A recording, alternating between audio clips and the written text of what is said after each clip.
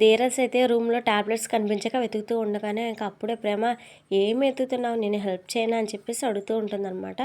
అమ్మ తల్లి, నా సంతోషం, మనశ్శాంతి, ప్రశాంతత పోగొట్టుకున్నాను, వెతికి పెడతావా అని చెప్పేసి సెటైర్గా మాట్లాడుతూ ఉంటాడనమాట ప్రేమతో.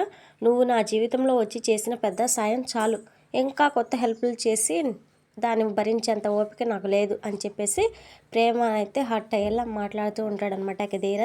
ఇక ధీరజ్ మాటలతో బాగా హర్ట్ అయిన ప్రేమ బాధగా అక్కడ నుంచి అయితే వెళ్ళిపోతుంది.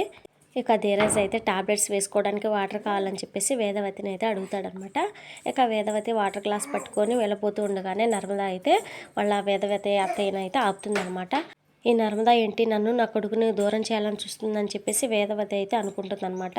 నీ మనసులో కుట్రలు కుతంత్రాలు ఉన్నట్లున్నాయిగా అని చెప్పేసి అంటుందన్నమాట. నా కొడుకుకి నేను కాకపోతే నీళ్ళు ఎవరిస్తారని చెప్పేసి నర్మదాతో అంటుందన్నమాట వేదవతి.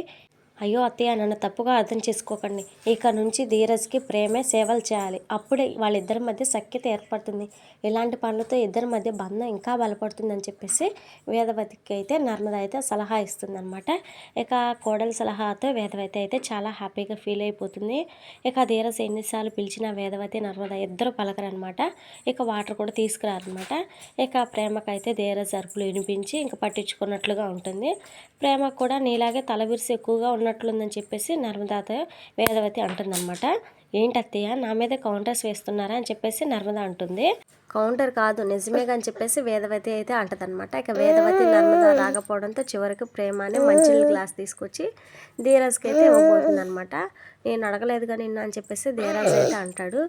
నీ చేతితో మంచినీళ్ళు ఇచ్చినా నాకు విషయంతో సమానం అని చెప్పేసి ప్రేమను అయితే బాగా బాధ పెడతాడనమాట. నీ గురించి తెలిసి జాలిపడి నీళ్ళు తీసుకొచ్చాను చూడు, నాదే బుద్ధి తక్కువ అని చెప్పేసి ప్రేమ అయితే కోపంగా గ్లాస్ అక్కడే పెట్టేసి వెళ్ళిపోతుంది అనమాట. ఇక తానే నీళ్ళు తాగడానికి అని చెప్పేసి రూమ్ నుంచి అయితే బయటకి అయితే వస్తాడనమాట ధీరజ్. ఇక టేబుల్ తట్టుకొని కింద పడిపోతూ ఉంటాడు. ఇక ధీరజ్ పడకుండా ప్రేమ అయితే పట్టుకుంటుంది అనమాట. ఇక ధీరజ్ నడవడానికి అయితే కొంచెం ఇబ్బంది పడుతూ ఉండడంతో ఇంకా ప్రేమనే కొంచెం హెల్ప్ చేస్తూ ఉంటుంది అనమాట ధీరజ్కి నడవడానికి. కాలు బాగాలేనప్పుడు ఓవర్ యాక్షన్ ఎందుకు, ఈ బిల్డప్లో ఎక్స్ట్రాలు అవసరమా అని చెప్పేసి ధీరజ్కి అయితే క్లాస్ ఇస్తుంది అనమాట ప్రేమ. ఇక వాటర్ తీసుకొచ్చి ఇస్తుంది. ఇదిగోండి వేసుకోండి అని చెప్పేసి టాబ్లెట్స్ కూడా తీసి ధీరజ్కి అయితే ఇస్తుంది అనమాట. ధీరజ్ అయితే ప్రేమ చెప్పినట్లే వింటూ ఉంటాడనమాట. ఇక ఆ సీన్ అయితే వేదవతి చూసి చాలా హ్యాపీగా ఫీల్ అవుతుంది అనమాట.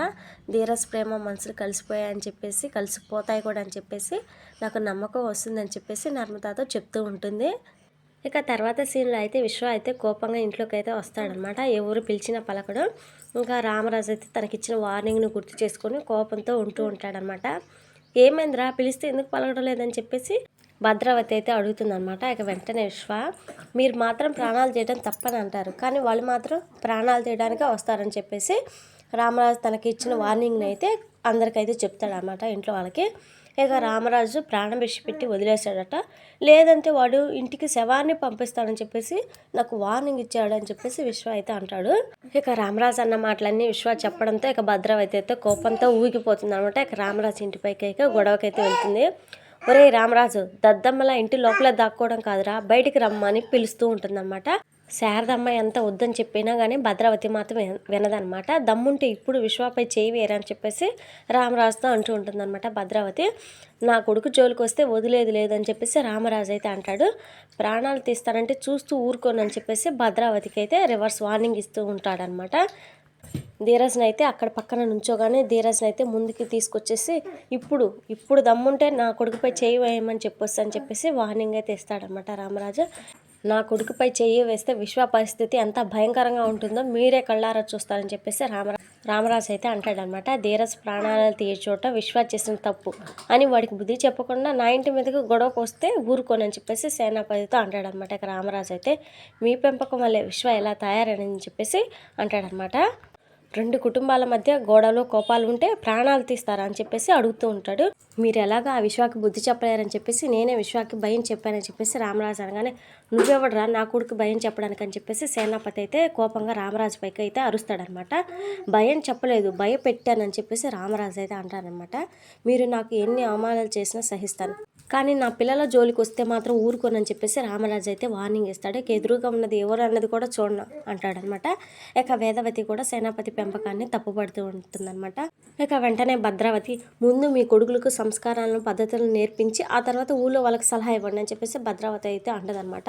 ఇక వెంటనే వేదవతి, బుద్ధులు పద్ధతుల విషయంలో నా కొడుకులకు ఎవరు సాటారు, పోటీ కూడా రాలేరని చెప్పేసి అంటదనమాట.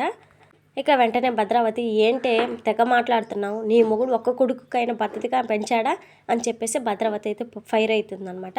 నీ కొడుకు ఓ పిల్లని లేపుకెళ్ళి పెళ్లి చేసుకున్నాడు, నీ మూడో కొడుకు తండ్రిని ఆదర్శంగా తీసుకొని మా ఇంటి పిల్లనే మాయ మాటలు చెప్పి పెళ్లి చేసుకున్నాడు. ఇక మహాబుద్ధిమంతుడు అనుకున్న నీ పెద్ద కొడుకు ఉన్నాడు చూసావా, వాడు కూడా ఓ అమ్మాయిని ప్రేమించాడు, కానీ ఆ అమ్మాయికి పెళ్లి జరిగిపోయి బతికిపోయింది, లేదంటే ఆ అమ్మాయిని కూడా లేపుకొని వచ్చి ఇంట్లో పెట్టేసేవాడు అని చెప్పేసి భద్రావతి అయితే అంటదనమాట. మహాబుద్ధిమంతుల్లా కనిపించి ఈ చందుగాడు తాగి రోడ్ల మీద పడిపోతున్నాడు, ఆ విషయం మీకు తెలుసా అని చెప్పేసి చందు లవ్ స్టోరీ మొత్తం బయటపెట్టి ఆ విషయం మిగిలిన 2 కొడుకులకు తెలుసు, మీ పిల్లలు ఏం చేస్తున్నారు మీకు తెలియదు కానీ ఎదుటి వాళ్ళకి సలహా ఇవ్వడానికి వచ్చారని చెప్పేసి రామరాజు వేదవతిని అయితే బాగా తిడుతుందనమాట భద్రావతి. ఇక చందు లవ్ స్టోరీ గురించి విని రామరాజు అయితే బాగా బాధపడిపోతాడనమాట. చందు మాట్లాడాలని ఎంత ప్రయత్నించినా పట్టించుకోకుండా రామరాజు అయితే అక్కడి నుంచి అయితే వెళ్ళిపోతాడనమాట. ఇది ఫ్రెండ్స్, మరి వీడియో నచ్చితే తప్పకుండా లైక్ చేయండి. మరిన్ని వీడియోస్ కోసం మన ఛానల్ని సబ్స్క్రైబ్ చేయండి.